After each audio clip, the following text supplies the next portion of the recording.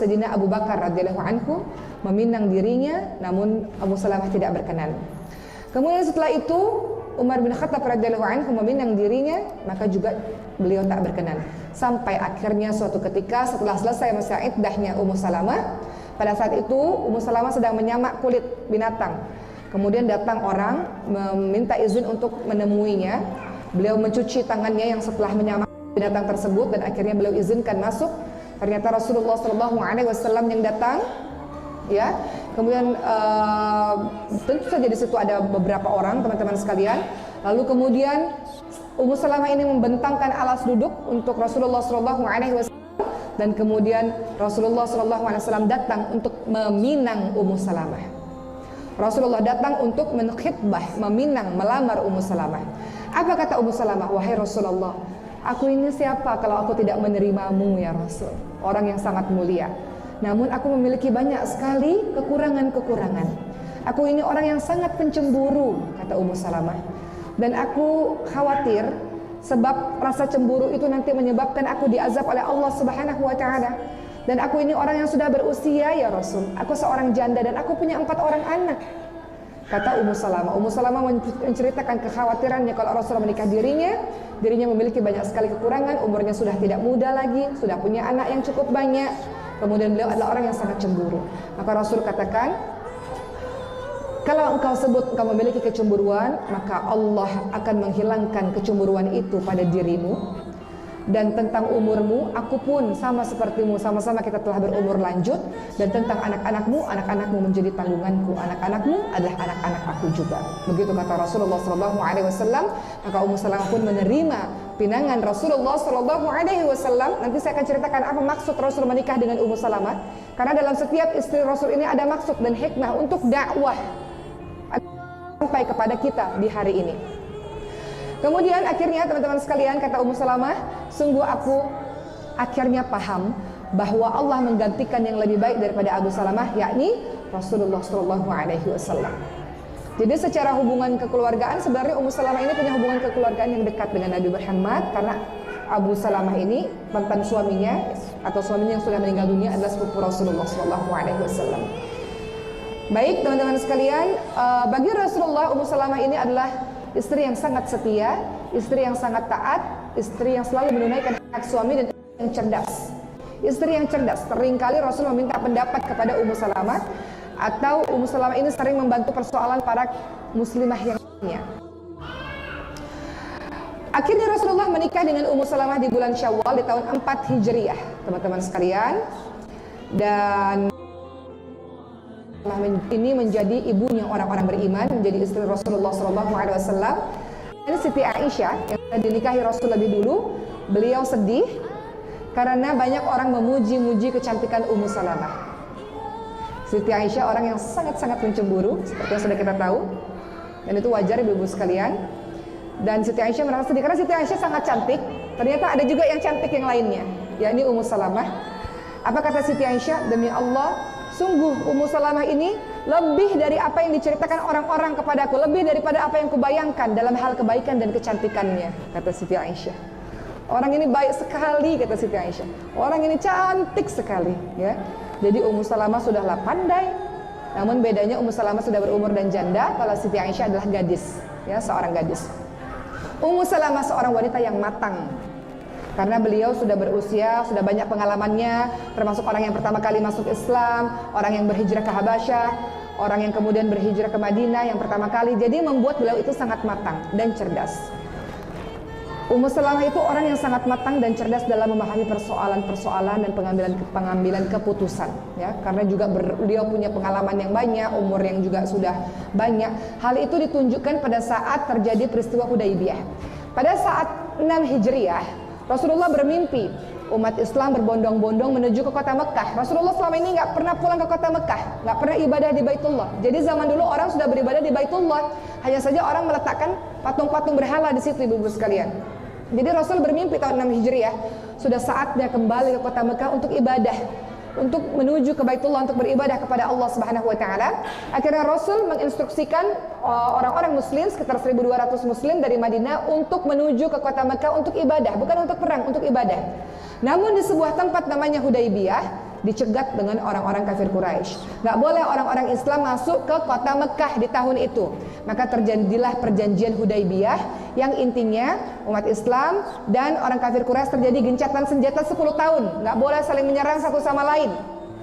Ya, dan perjanjian-perjanjian lainnya yang menurut umat Islam itu merugikan umat Islam, karena umat Islam udah ingin sekali untuk pergi beribadah ke Baitullah. Namun yang membuat umat Islam kecewa pada Rasul menyetujui perjanjian Hudaybiyah itu.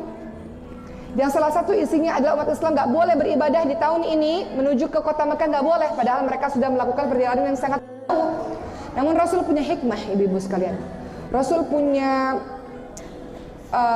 akhirnya dalam perjanjian Hudaybiyah ini, dengan kesabarannya Rasul untuk menahan agar tidak beribadah di tahun itu, akhirnya nanti membuahkan hasil umat Islam akhirnya melakukan pembebasan kota Mekah tahun 8 Hijriyah. Karena orang kafir Quraisy melanggar perjanjian, mereka menyerang umat Islam di tahun-tahun berikutnya, sehingga perjanjian Hudaybiyah itu batal, sehingga umat Islam menguasai kota Mekah di tahun 8 Hijriyah yang kita kenal dengan nama Fathu Mekah atau pembebasan kota Mekah, di mana umat Islam menghancurkan seluruh berhala-berhala di masa itu. Jadi intinya pada saat itu umat Islam kecewa, kenapa Rasul? Kan kita bisa saja datang langsung ke sana, kita bisa saja langsung beribadah, kenapa engkau menerima perjanjian itu? Perjanjian yang membuat kita nggak jadi ibadah. Semua umat Islam, kaum muslimin pada saat itu kecewa pada keputusan Rasul yang mau menandatangani perjanjian Hudaybiyah. Maka pada saat itu Rasulullah memerintahkan para sahabat, okelah kita tak jadi beribadah ke Baitullah, namun kita bisa beribadah yang lain sebagai penggantinya, yakni menyembelih kurban, menyembelih hewan kurban. Tentu saja pada saat itu orang-orang Islam, kaum muslimin gak mau. Ngapain kita menyembelih hewan kurban? Kemudian Rasul katakan kita potong rambut ya, ini bagian dari kita beribadah kepada Allah, karena kita tak jadi beribadah ke Baitullah. Kaum muslimin lainnya tidak mau melakukannya, nggak mau ada yang berdiri untuk melakukannya. Padahal Nabi sudah mengulangi sampai beberapa kali kita memotong hewan kurban sebagai bentuk ibadah kepada Allah Subhanahu wa taala. Kita potong rambut kita sebagai bentuk bagian dari ibadah kepada Allah Subhanahu wa taala. Tak ada seorang pun sahabat yang mau mengikuti kata-kata Nabi. Bayangkan, kata-kata pemimpin seorang nabi nggak mau diikuti karena rasa kecewa yang luar biasa atas perjanjian Hudaybiyah yang menurut kaum muslimin merugikan kaum muslimin. Nggak boleh ibadah. Kaum muslimin kalau ada orang muslim dari Mekah yang lari menuju ke Madinah, kata orang-orang kafir Quraisy dalam perjanjian Hudaybiyah harus dikembalikan ke kota Mekah. Umat muslim merasa bahwa itu perjanjian yang sangat merugikan. Maka akhirnya Rasulullah menemui sang istri yang kala itu mengikuti Rasulullah, menemui Ummu Salamah dalam keadaan sedih dan kecewa terhadap sikap dari sahabat-sahabat Rasul lainnya. Kemudian Rasulullah bercerita kepada Ummu Salamah tentang para muslim lainnya yang tidak mau melakukan perintahnya Nabi. Apa kata Ummu Salamah? Perempuan wanita yang cerdas ini memberikan masukan ide kepada sang suami. Apa kata Ummu Salamah? Wahai Rasulullah, apakah Anda menginginkan hal itu? Kamu ingin agar muslimin lainnya melakukan ibadah seperti apa yang kamu katakan? Tak usah bersuara apapun, kamu silahkan lakukan saja.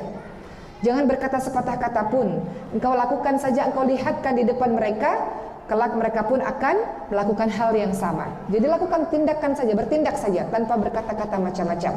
Maka Rasulullah menerima usulan dari istri yang cerdas ini. Rasulullah berdiri, Rasulullah nggak berkata sepatah kata pun. Beliau berdiri di hadapan para sahabatnya dan menyembelih hewan sebagai bagian dari kurban. Ya. Kemudian beliau menyukur, beliau panggil seseorang untuk menyukur rambut beliau. Kalau kita ibadah umrah ataupun haji, ada namanya cukur rambut. Setelah kita tawaf, sa'i dan cukur rambut, tahallul. Apa itu tahallul? Itu sebagai simbol bahwa kita ingin membersihkan diri kita dari dosa-dosa, Ibu sekalian. Sebagai simbol dengan memotong rambut bahwa diri kita menjadi diri yang baru, terlepas dari berbagai macam dosa-dosa. Tahallul. Akhirnya ketika Rasulullah mengerjakan perbuatan itu, akhirnya para sahabat-sahabat lainnya pun meniru dan melakukannya. Ya, itulah yang dilakukan, salah satu yang dilakukan oleh Ummu Salamah, memberikan masukan-masukan yang berharga luar biasa. Pun yang lain-lain juga begitu. Ketika Ummu Salamah dalam kejadian yang lain turut serta dalam perang yang lain dinamakan dengan perang Khaybar, ada beberapa wanita, ya, mereka melakukan protes. Kata wanita-wanita lainnya, kenapa yang diwajibkan membela agama Allah berjihad di medan perang hanya laki-laki saja? Kenapa wanita juga tidak diwajibkan untuk itu? Jadi kami ini punya kesempatan untuk mendapatkan pahala seperti yang laki-laki dapatkan.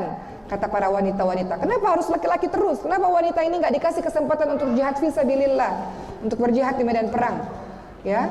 Kemudian pada akhirnya ini Ummu Salamah, perempuan-perempuan itu berkata, inilah ayat yang kita ingat sebagai surah An-Nisa ayat 32, ya. Allah Subhanahu wa taala berfirman, dan janganlah kamu iri hati terhadap apa yang dikaruniakan Allah kepada sebagian kamu lebih banyak dari sebagian yang lain, karena bagi laki-laki ada bagian daripada apa yang mereka usahakan, dan bagi para wanita pun ada bagian dari apa yang mereka usahakan. Mohonlah kepada Allah sebagian dari karunia-Nya, sesungguhnya Allah Maha mengetahui lagi Maha sesuatu, Maha mengetahui segala sesuatu. Jadi Ummu Salamah berada di situ ketika banyak wanita-wanita yang melakukan protes demi protes, ya. Dan Ummu Salamah tahu akan keluarnya atau turunnya surah An-Nisa ayat 32 ini. Ya. Berikutnya teman-teman sekalian, Ummu Salamah ini beliau sangat kritis, beliau sangat pemberani, dan beliau ini menjadi sebab beberapa turunnya ayat-ayat Al-Qur'an yang berkaitan dengan ayat-ayat berkaitan dengan para perempuan-perempuan, ya. Termasuk juga Ummu Salamah itu bertanya kepada Nabi ketika para perempuan-perempuan bertanya kepada Ummu Salamah tanya kepada Nabi, ya, kenapa wahai Nabi, ya, kata Ummu Salamah, dalam persoalan hijrah Allah tuh banyak menyebut laki-laki. Kenapa perempuan-perempuan nggak pernah disebut? Pertanyaan-pertanyaan yang kritis inilah yang membuat turun ayat-ayat Al-Qur'an, teman-teman semua. Turun lagi ayat Al-Qur'an ketika Ummu Salamah tanya, kenapa ya Nabi disebutin laki-laki, terus kenapa perempuan jarang disebutkan ya Nabi? Karena pertanyaannya yang kritis ini membuat turunlah ayat suci Al-Qur'an, surah Ali Imran ayat ke-195. Ya.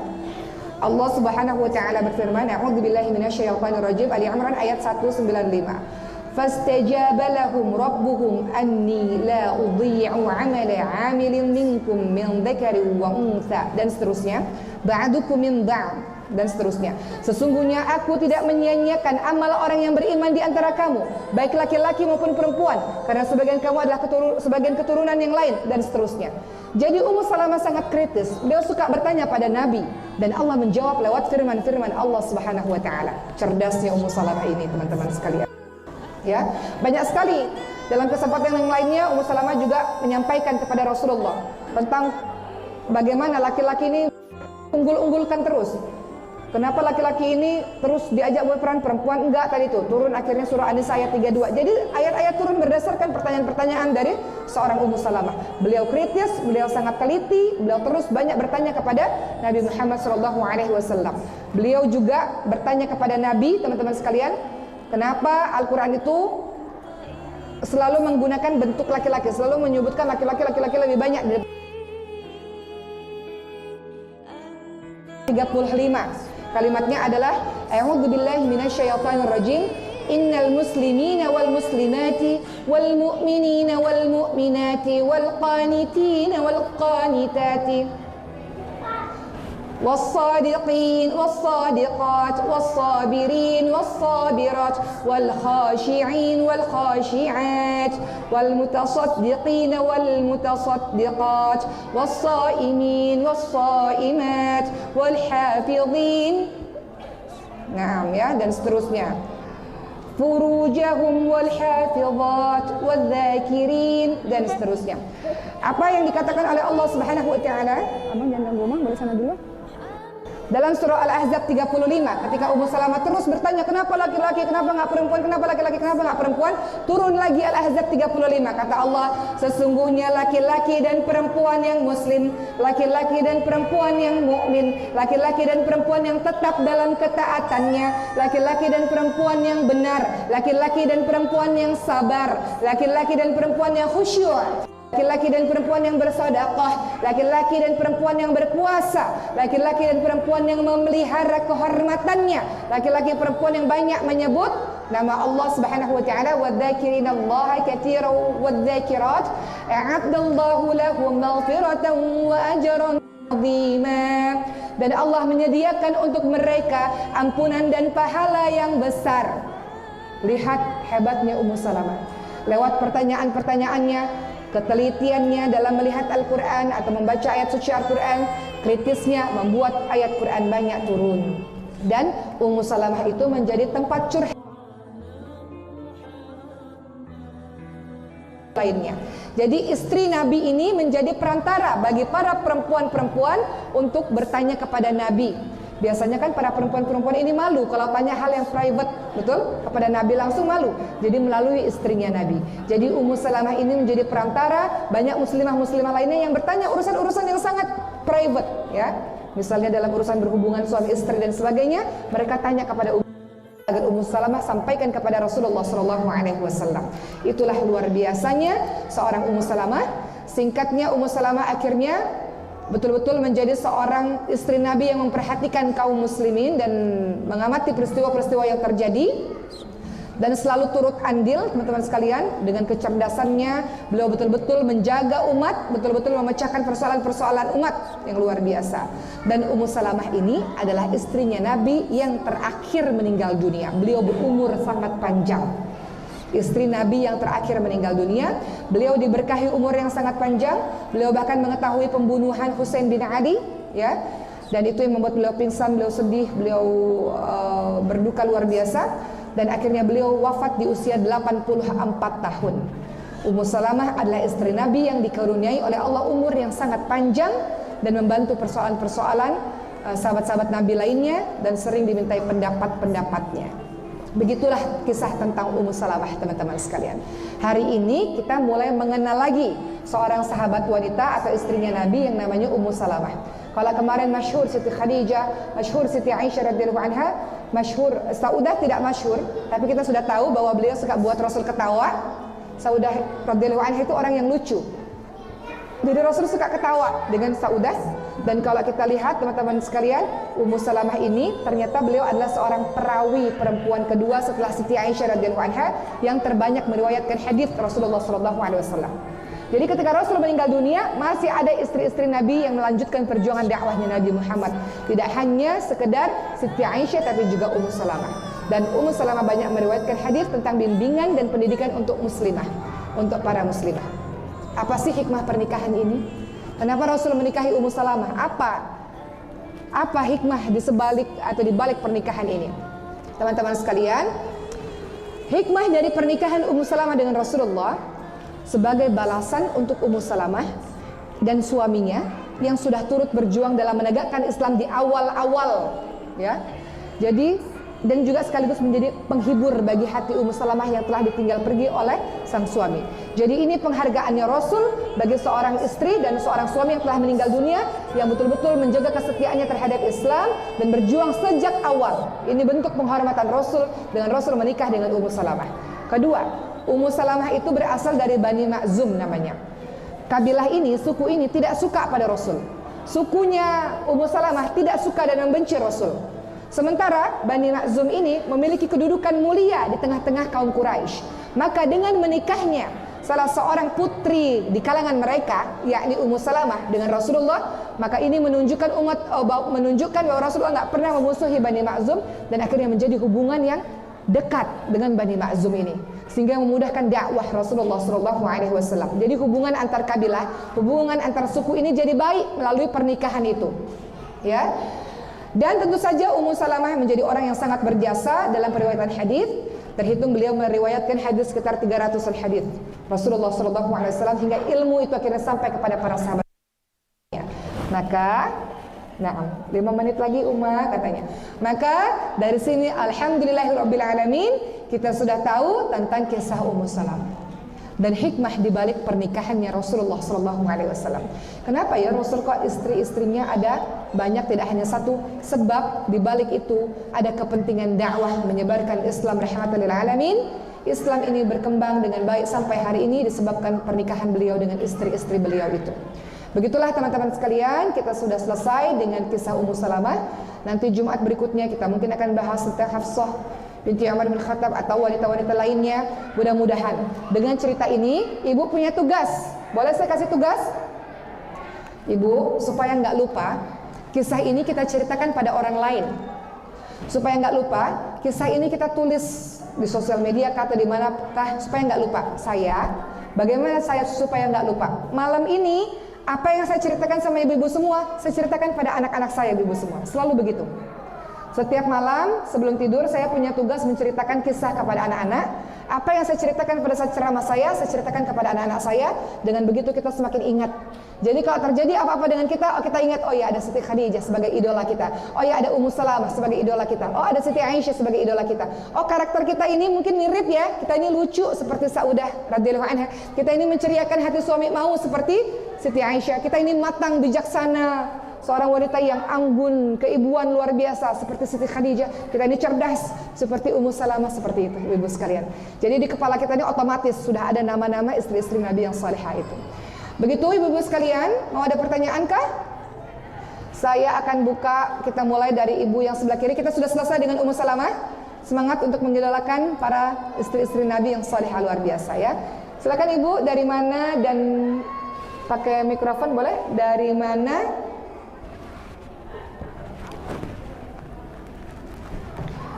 Dan pertanyaannya silahkan. Assalamualaikum warahmatullahi wabarakatuh, Ustaz. Waalaikumsalam warahmatullahi wabarakatuh. Saya dari Pondok Kacang Barat. Saya mau bertanya, ini tentang curhatan seseorang, tapi saya bingung cara jawabnya bagaimana. Jadi kondisinya rumah tangga baru mereka ini adalah dari seorang janda yang bercerai dan seorang duda yang ditinggal mati suaminya. Seorang duda beranak 4, dan janda beranak 2. Harapannya mereka sama-sama menemukan keluarga baru dengan suasana baru. Akan tetapi berjalannya waktu, si istri ini masih merasakan cemburu kepada almarhumah dari suami, karena beberapa kali menemukan suami ini masih suka melihat foto-foto, melihat album-album pernikahannya dulu. Setiap kali mengunjungi makam almarhumah, si istri yang kedua ini merasa tidak suka. Nah, ketika cerita ke saya juga bingung antara kasihan juga ya, ternyata yang laki-laki belum move on. Tapi di sisi lain, yang namanya istri pertama, saya pun juga ya merasa diingat selalu meskipun saya sudah meninggal gitu. Gimana Ustazah? Baik, terima kasih. Ibu-ibu yang kemarin dengar kisahnya Siti Khadijah pasti udah tahu jawabannya. Ya, mirip-mirip nggak kisahnya? Siapa yang kemarin datang pada saat kajian Siti Khadijah dengan Siti Aisyah radhiyallahu anha? Coba tunjuk tangan. Datang. Apa ceritanya? Mirip-mirip nggak? Kata Siti Aisyah begini. Siti Aisyah radhiyallahu anha kata beliau, kan Nabi kan selalu menyebut-nyebut nama Siti Khadijah, betul? Diceritakan nanti kisah Siti Khadijah dengan Siti Aisyah karena ceritanya mirip, ya. Nabi itu menyebut-nyebut nama Siti Khadijah. Kemudian Nabi selalu berbuat baik kepada saudara-saudara, kepada sahabat-sahabat Siti Khadijah. Suatu ketika Nabi bersama dengan Siti Aisyah, tiba-tiba datang sahabat-sahabat saudara-saudara Siti Khadijah ke rumahnya Nabi. Kemudian Nabi menyambut dengan bahagia, dengan sangat senang, diberi makanan yang sangat enak. Kata Siti Aisyah apa? Kata Siti Aisyah adalah, engkau masih mengingat-ingat perempuan tua yang sudah meninggal itu, sementara engkau sudah diganti dengan yang lebih baik, yang lebih muda, maksudnya yang lebih muda. Apa kata Rasulullah SAW? Allah menganugerahi rasa cinta yang besar kepada Khadijah di hatiku, tak pernah terganti selama-lamanya. Terlalu banyak pengorbanan Khadijah dalam hidupku. Khadijah yang pertama kali beriman kepadaku di saat tiada seorang pun beriman. Khadijah yang memberikan hartanya untuk perjuangan dakwah ini pada saat banyak orang-orang tak memberikan hartanya dalam dakwah ini. Khadijah yang percaya kepadaku, mendukung perjuangan dakwah Islam ada sampai saat ini sebab Siti Khadijah. Maka Siti Aisyah pun sadar tentang posisi Siti Khadijah di hatinya Rasulullah SAW. Maka sejak itu Siti Khadijah tidak mau lagi berucap apa-apa tentang Siti Khadijah. Siti Aisyah tahu dan paham bahwa ada hati di dalam hati sang suami milik Siti Khadijah, nggak bisa diganggu-ganggu, dan ada hati lainnya untuk dirinya. Jadi nggak diganggu-ganggu, itu memang sudah terjadi seperti itu. Apalagi meninggal, berpisahnya dikarenakan kematian. Kalau berpisahnya karena cerai, mungkin karena yang satu melakukan keburukan, lebih mudah untuk melupakan. Namun karena kematian, bisa jadi karena istri yang sangat soleh ini dia sakit, betul Bu? yang telah membersamainya perjuangan sejak awal, sudah banyak pengorbanan yang dilakukan bersama-sama bertahun-tahun. Lalu engkau ingin menghapus begitu saja, bagaimana itu bisa terjadi? Apalagi bercerainya, berpisahnya bukan karena sudah tidak cinta lagi, hanya karena kematian, maut yang memisahkan. Cinta mereka itu dipisahkan oleh maut. Maka berdasarkan kisah ini, untuk yang kedua tadi, pertama adalah minta sama Allah, engkau selalu yang begini, punya hubungan baik dengan Allah, engkau akan punya hubungan yang baik dengan sesama manusia. Suamimu itu mencintaimu kok, suamimu itu punya hatinya itu ada juga untukmu kok, tapi engkau tidak boleh hilangkan hatinya untuk yang sudah tiada itu, karena pengorbanan yang dilakukan oleh yang tiada itu mungkin sangat banyak, yang sampai dia tidak bisa melupakan wanita tersebut. Kalau engkau mau menjadi wanita yang juga sangat dicintai sang suami, maka juga jadilah wanita yang terbaik. Jadi sekarang jangan sibuk cemburu dan marah kepada wanita yang sudah tidak ada. Fokusnya adalah menjadi istri yang terbaik, yang semampumu, sehingga suamimu itu akhirnya merasa dengan kehadiran dirimu itu.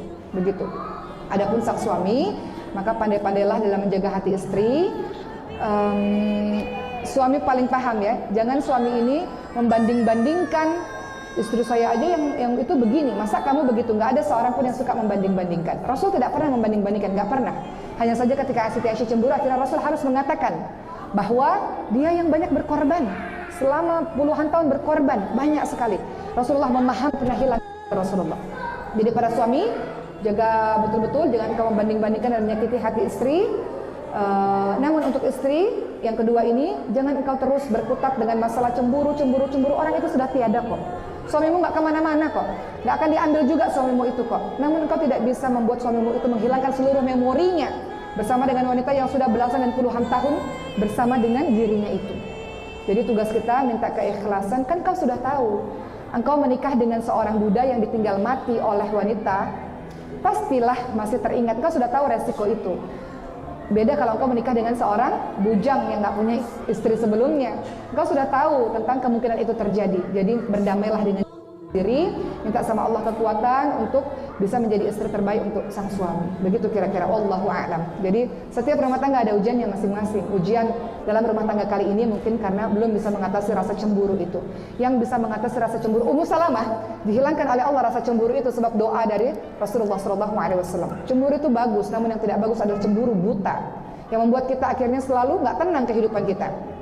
Kita ini mau hafal Quran, kita ini mau hidup tenang. Kalau cemburu suuzon terus, nggak tenang hidup kita. Padahal kita bisa melakukan hal-hal baik untuk menyenangkan hati suami. Betul ya ibu-ibu sekalian ya.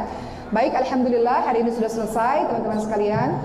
Insya Allah kita berjumpa di Ramadan di Jumat berikutnya, insya Allah. Dan semoga ibu-ibu semua menjadi da'iyah untuk keluarga. Ajak keluarga untuk betul-betul mempersiapkan diri untuk menyambut Ramadan dengan sebaiknya. Buat target untuk baca Quran, khatam Quran ibu-ibu sekalian. Dan semoga Allah terima apa-apa yang kita lakukan pada hari ini. Baik, ibu sekalian, kita tutup dengan doa pada hari ini. A'udzubillahi minasyaitonirrajim. Bismillahirrahmanirrahim. Hamdan syakirin, hamdan na'imin, hamdan yuwafi ni'amahu wa yukafi'u mazidah. Ya Rabbana lakal hamdu kama yanbaghi li jalali wajhikal karim wa 'azimi sultanik. Allahumma salli ala sayyidina Muhammad wa ala alihi wa sahbihi ajma'in.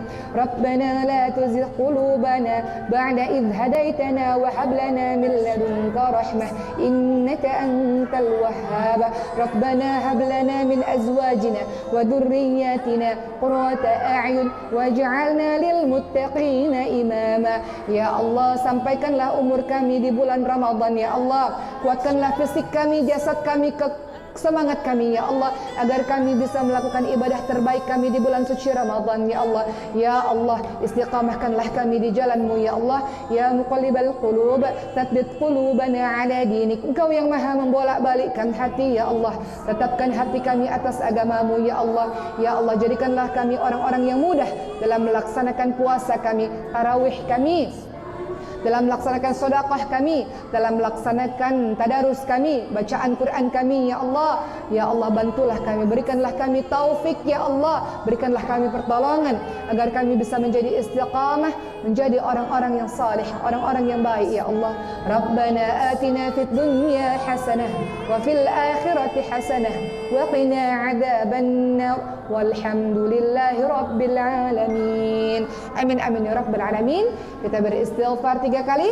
Astaghfirullahaladzim, astaghfirullahaladzim, astaghfirullahaladzim, dan doa Subhanakallahumma wa bihamdika asyhadu an la ilaha illa anta astaghfiruka wa atubu ilaik. Amin amin ya rabbal alamin. Terima kasih. Kita jumpa pagi, ketemunya insyaallah. Terima kasih. Assalamualaikum warahmatullahi wabarakatuh.